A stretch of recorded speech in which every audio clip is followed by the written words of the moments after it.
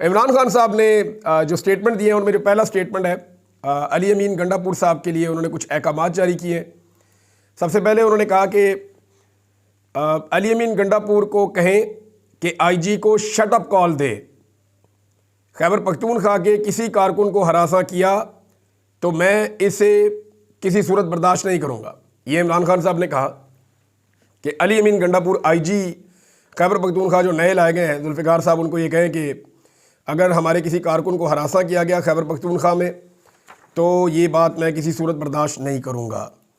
دوسرا عمران خان صاحب نے جو ایک اور بات کی، یہ صدیق جان صاحب نے رپورٹ کیا ہے کہ علی امین گنڈا پور کو پبلکلی ڈس اون کرنا چاہیے کہ نیا آئی جی جو لگایا گیا ہے خیبر پختونخوا میں وہ ان کی مرضی کے بغیر لگایا گیا۔ عمران خان صاحب نے اس بات کو کنفرم کر دیا۔ میں نے آپ کو پہلے بھی کہا تھا کہ وزیر اعلیٰ خیبر پختونخوا کی حیثیت کچھ نہیں ہے اور وہ ایک ڈی سی کو، ایک آر پی او کو، ایک ڈی پی او کو لگانے کی ان کے پاس کیپیسٹی نہیں ہے، نہ وہ لگا سکتے ہیں۔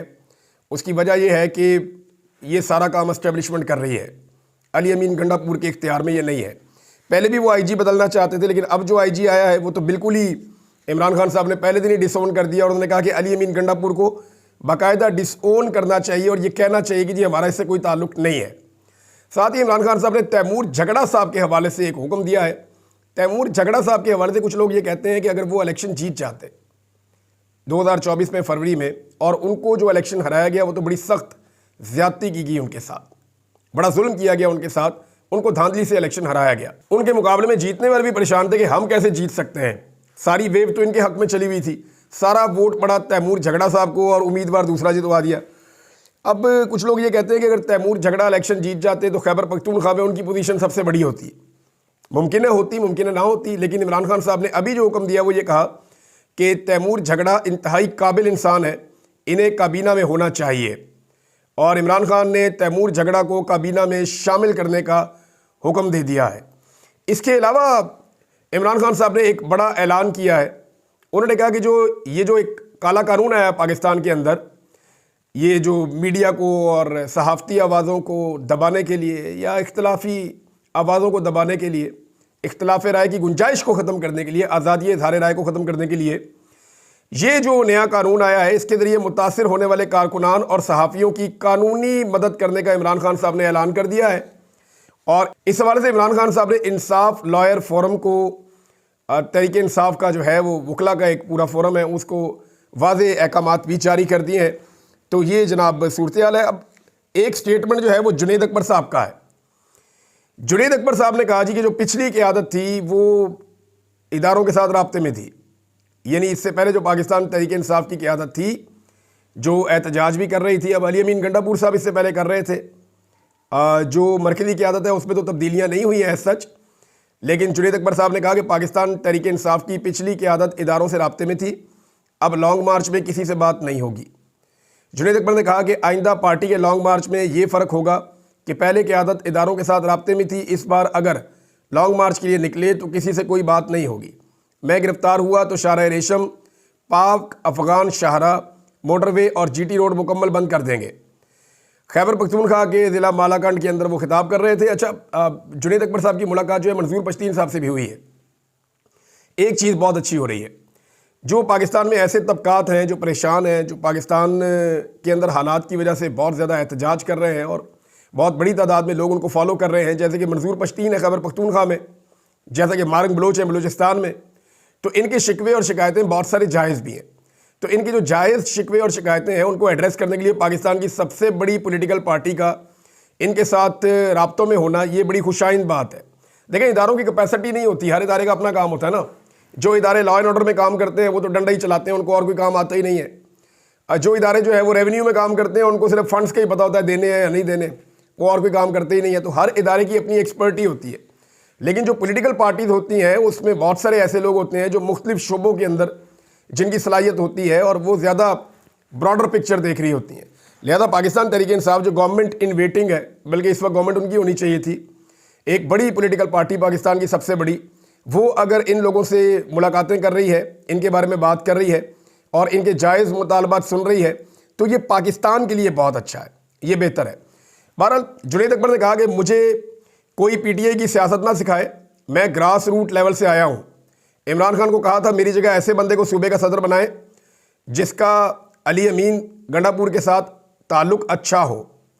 फिर उन्होंने कहा जिस दिन अपनी बात पर खड़ा ना हो सका उस दिन पीटीआई की सदारत छोड़ दूंगा।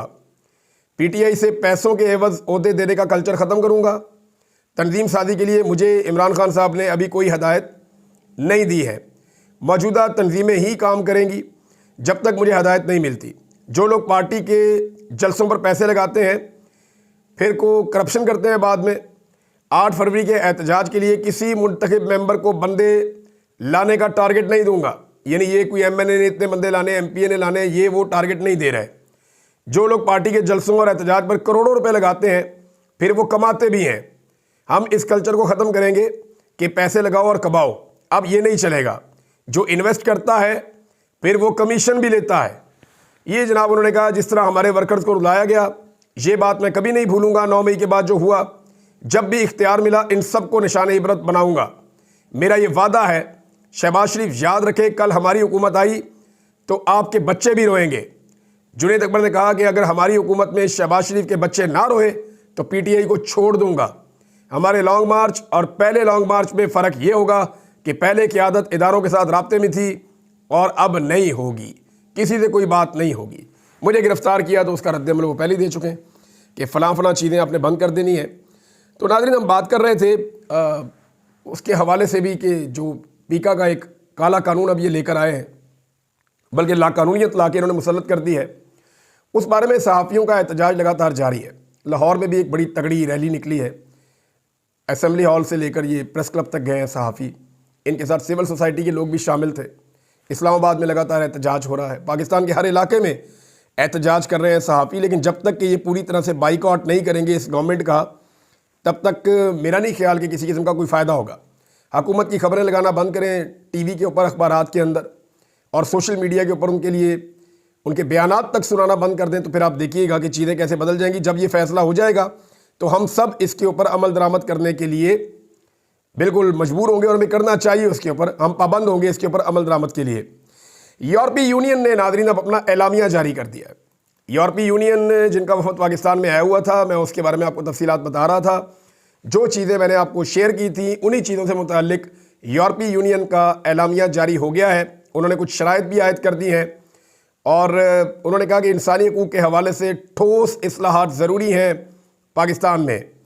और आम एलामिये में ख़बरदार किया गया है कि स्टेटस को बरकरार रखने के लिए जो GSP+ का स्टेटस है, जिससे पाकिस्तान बहुत पैसे कमाता है, 108% तक पाकिस्तान ने अपनी ट्रेड को यूरोपीय यूनियन के साथ बढ़ाया है ये स्टेटस मिलने के बाद। और इस स्टेटस के नतीजे में पाकिस्तान को जो ड्यूटीज़ हैं बहुत सारी चीज़ों पे नहीं पड़ती या बहुत कम पड़ती है, तो पाकिस्तान को फ़ायदा होता है, पाकिस्तान के ताजरों को फ़ायदा होता है, बिज़नेस कम्युनिटी से फ़ायदा उठाती है। लेकिन अब इस मामले में यूरोपीय यूनियन ने बाकायदा पाकिस्तान को जो शराइत आयद की हैं और ख़बरदार किया है कि अगर इस स्टेटस को आप कायम रखना चाहते हैं तो फिर पाकिस्तान को जो है इसके ऊपर काम करना पड़ेगा।